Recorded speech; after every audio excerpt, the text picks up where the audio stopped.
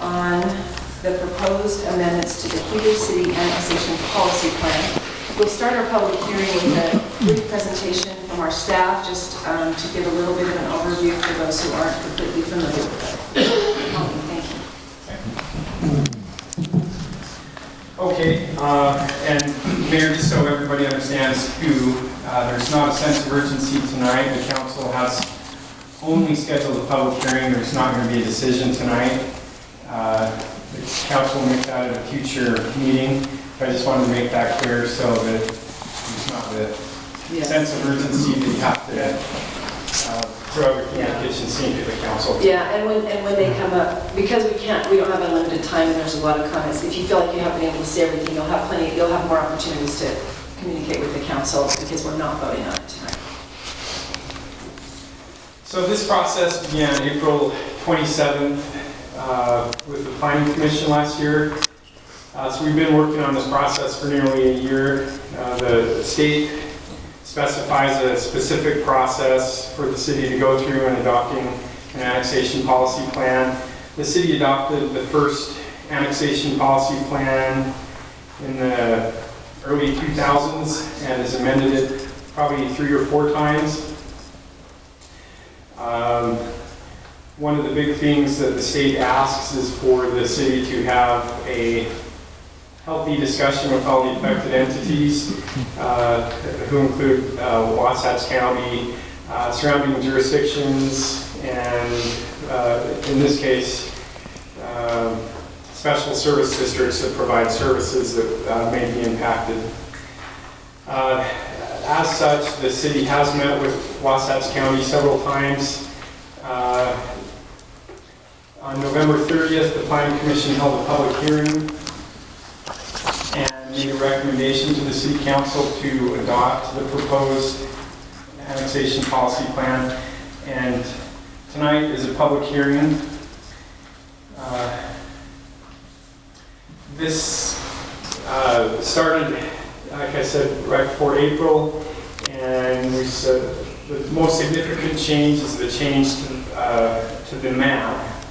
You can see the city up on the screen is shown in purple. That's the current city limits. The current expansion area that the city has is shown in green.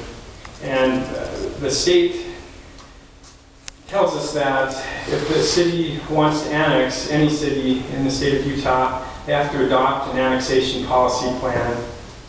And if they have not, they cannot annex. If it's not shown on the area that's green on this map, then the city would not be willing or able to consider any annexation beyond those areas.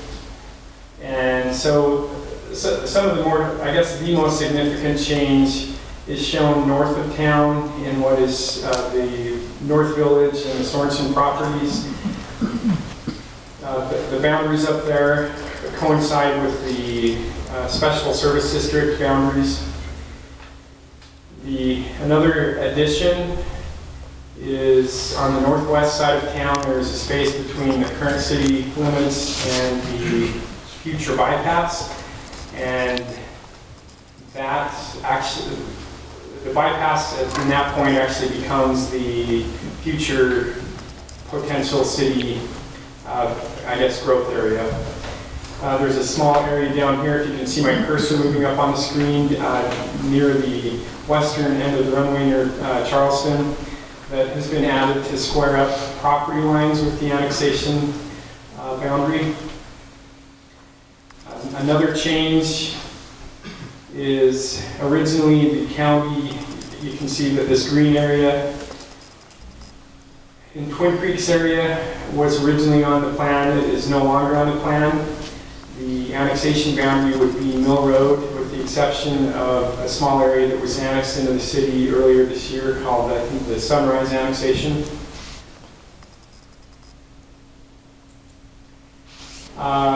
And I'm just summarizing some of the points. I'm not going over every single point in the plan. So if you have questions, we can certainly answer those either at the end or through the public hearing or whatever, however the mayor would like to handle that. One of the interesting points from the plan is that if you're in the city, you do pay more taxes So for a $300,000 house, you're talking about a little over $200 difference for a typical single-family home in taxes. If you are a business or have a secondary home, your taxes go from about $5,700 per year to about $6,400, so for a difference of about $670-ish for a $500,000 business or second home. The state does ask the city analyze taxes, and the statement that is in the plan is that Heber City does not intend to raise property taxes for the city as a result of annexation of any specific properties within the proposed annexation area. So in other words, what the city council is saying is that an annexation area needs to carry its weight and be of some benefit to the city in order for the city to even consider it. And for larger annexations, this plan would require the city to do or have conducted a financial analysis on the annexation. One of the bigger issues brought up through the process with the Planning Commission and with the City Council has been the potential impact on Wasatch County, as well as probably more specifically its special service districts in the North Village, Jordanelle, and Twin Creeks area. This particular map's a little out of date here because that part impacting Twin Creeks would be taken out of the growth area. So we talked a lot with the districts. Dead microphone.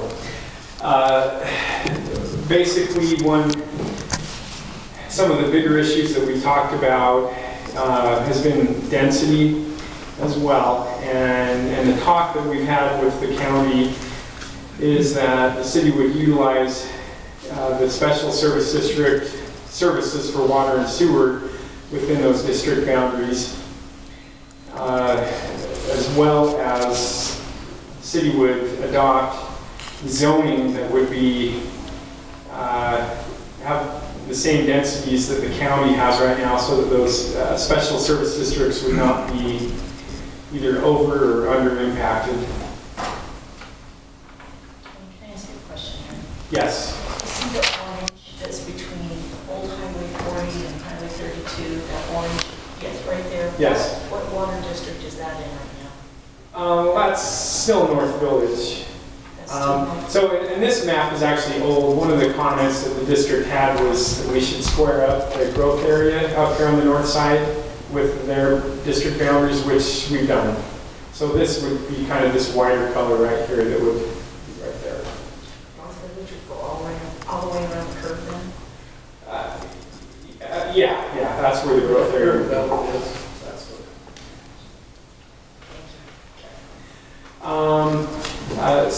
I know there's probably going to be more questions tonight about this, but why would the city even consider that big area?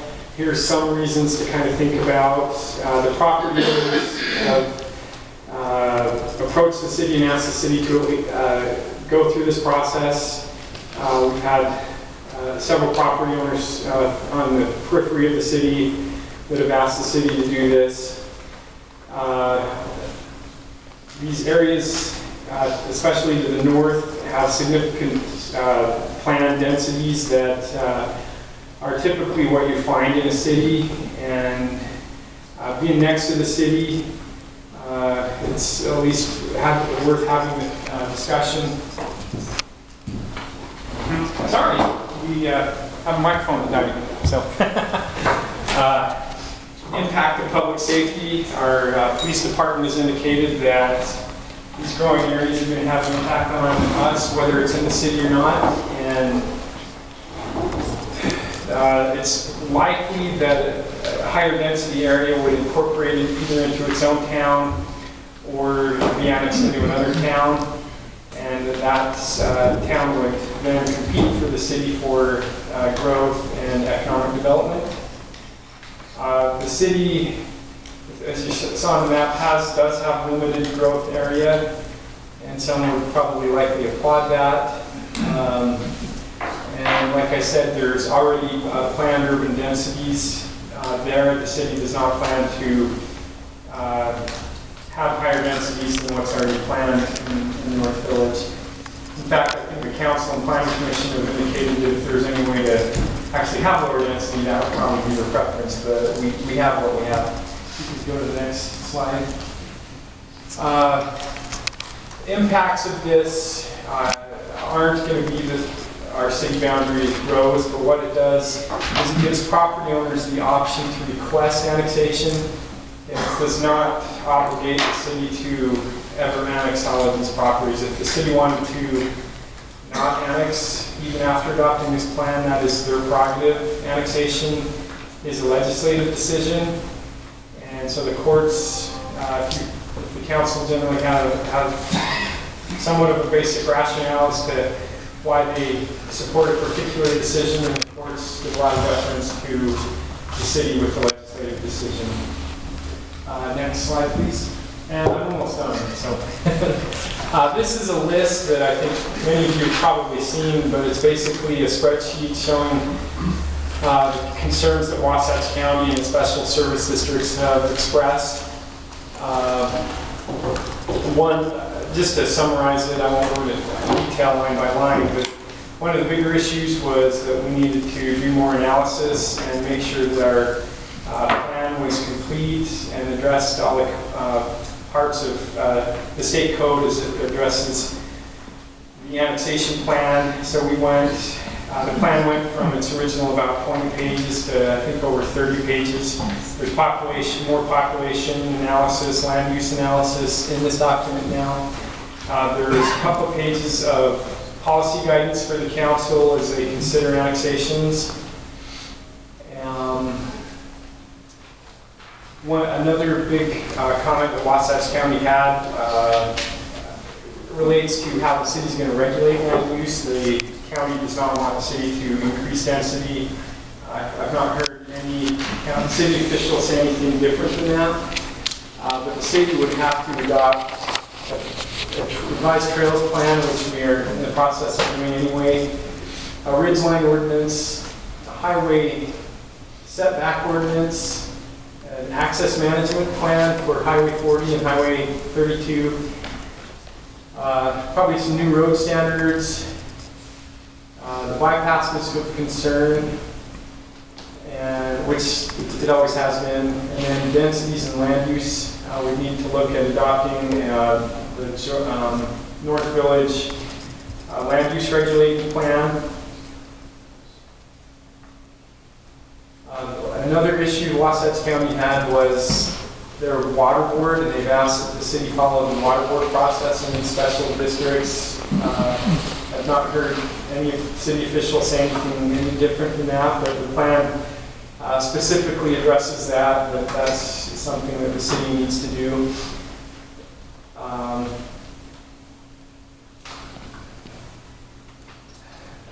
We have talked about an agreement or a memorandum of understanding with the county as it regards services and some other issues that aren't easily addressed in the plan.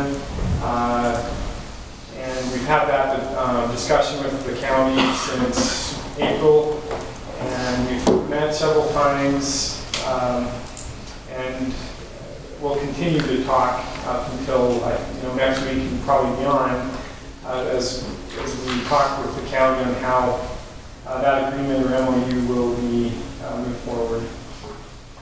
Like I said, tonight's a public hearing. If you could, just for expediency, if you could not repeat what other people say so that we can get through this. We've got budget public hearings and other things going on. And that will help us move through this process. Thank you. Okay, so what we'll do is just a reminder, we expect civility. Smart, well-meaning, good-intentioned people can disagree. No yelling, no disrespect of anyone else or their opinions, including the council. This is, again, not a decision to annex. This is a decision to allow developers in those areas to apply for annexation, pay the fees, and then the city would go into an in-depth study of financial analysis, other types of impacts, where all the questions, hearings, and everything would go from there. Again, please don't repeat and come up to the front, state your name, and please Please don't take any more than 3 minutes. If we have to have 10 of these, we will, but tonight we'd appreciate it if you keep your comments to 3 minutes. Thank you. I have a timer. Not everyone all at once. Don't fight to get in front of the line.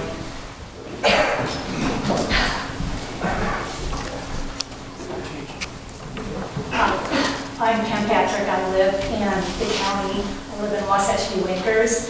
So I'm concerned if this annexation does, you allow it, and then the Sorensen property wants to annex, we become an island. And I don't want to be part of the city. We moved here, we built because we wanted to be in the county. It is changing because of privileges, but we still like being in the county. And can I ask some questions or not? I know that there is a document and it says that we're unincorporated and right now you're not looking at bringing us into the city. But let's say that it doesn't take 51% of the residents to say, okay, we want to annex into the city. Tony, it's a certain percentage of the property owners and then a certain percentage I of the can answer value. that. It's a majority of the land mass and a third of the appraised value. So it isn't based on the number of residents per se. It's based on the value of the property and the amount of property. Okay, and then if that happened, then would we have to hook up sewer and water? I mean, because we've spent a lot of money on our wells and our septic tanks. Historically, when the city has annexed property that had those services, we entered into agreements to say that they won't be required to hook onto those services unless the county health department deems that their septic tank, for example, is a public health hazard. Okay.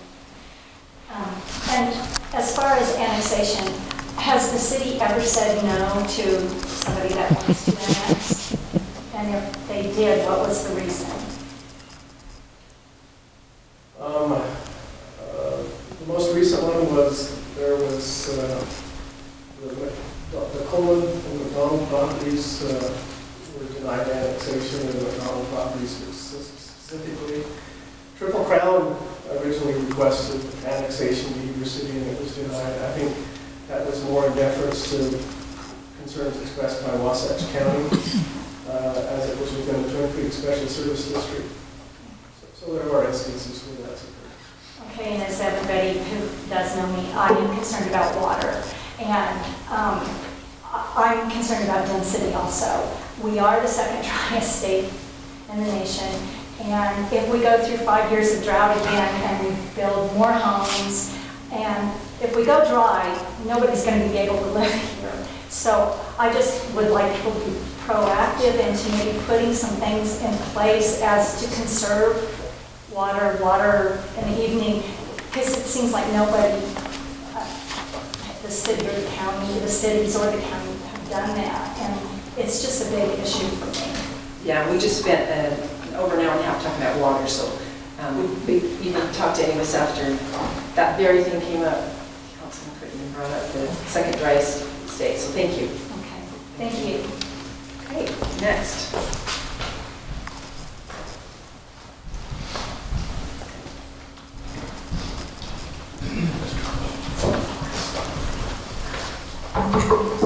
Kendall Griffin, Heber City resident. I have a question for Tony. Did I get the date right? You indicated that this process began April 27th of 2017. Yes. I have in possession, I think I saw a map, probably as much as a year before that date, of this proposed annexation boundary. You are correct. There was a lot of discussion that the cities had.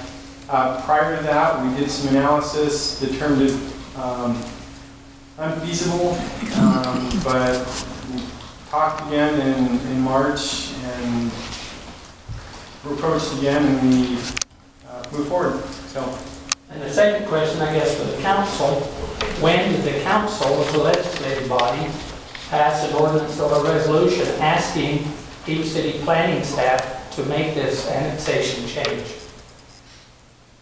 Has there ever been a council resolution asking for any type of a change on the annexation policy?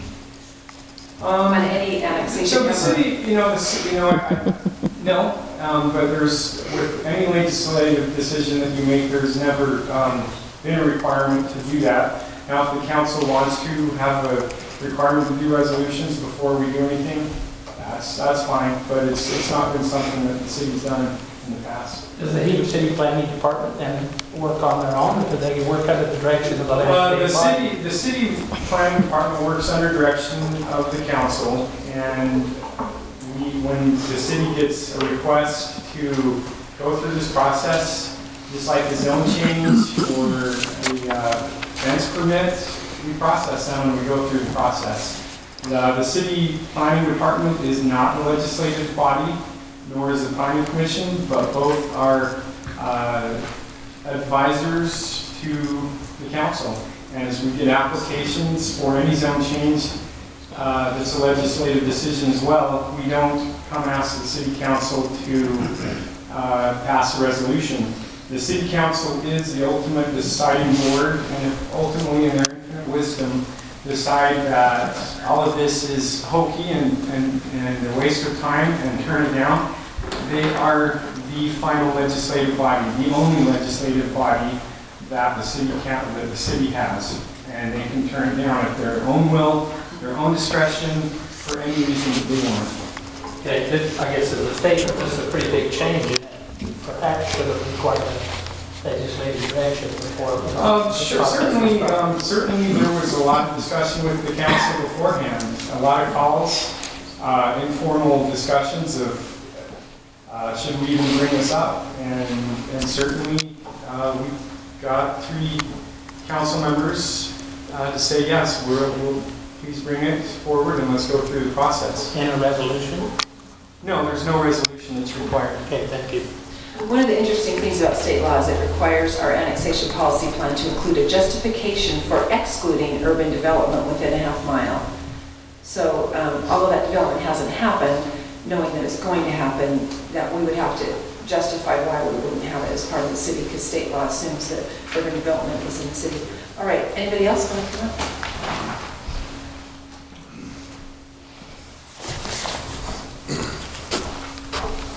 Heber Heber City resident, and I run for city council, and you all have heard me say, at what point do we say enough's enough? And there's a lot of developers in town, there's a lot of people in this meeting, and our chief of police got up and spoke during that election and said that, if we don't, who's going to pay for our public safety, and who's going to pay for our fire and stuff like that? I agree with him. After I got through talking to him a little bit later, who's going to do that? Is it our taxes that go up to pay for it? Because as you see, just with our school stuff, our public safety is going to get more busy. Either that or we've got to find another way. I don't know that I'm real inclined to annex, and here's my question I throw out to everybody, because I haven't made my decision yet. But my decision is, how much bigger? At what point, like the chief said, are we landlocked? At what point can't we grow anymore? And at that point, what do we do? Maybe we need to be thinking inside or outside that box now. Even if this annexation goes through, what do we do then? And some of us can say, well, we'll be dead by then. Some of us can't.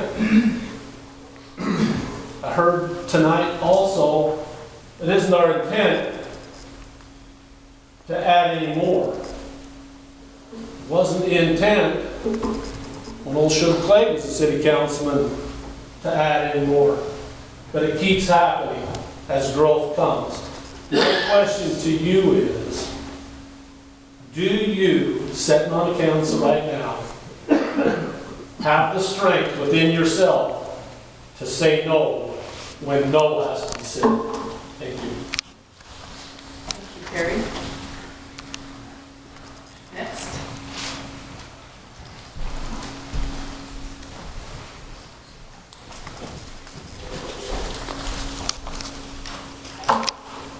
Dave Nelson.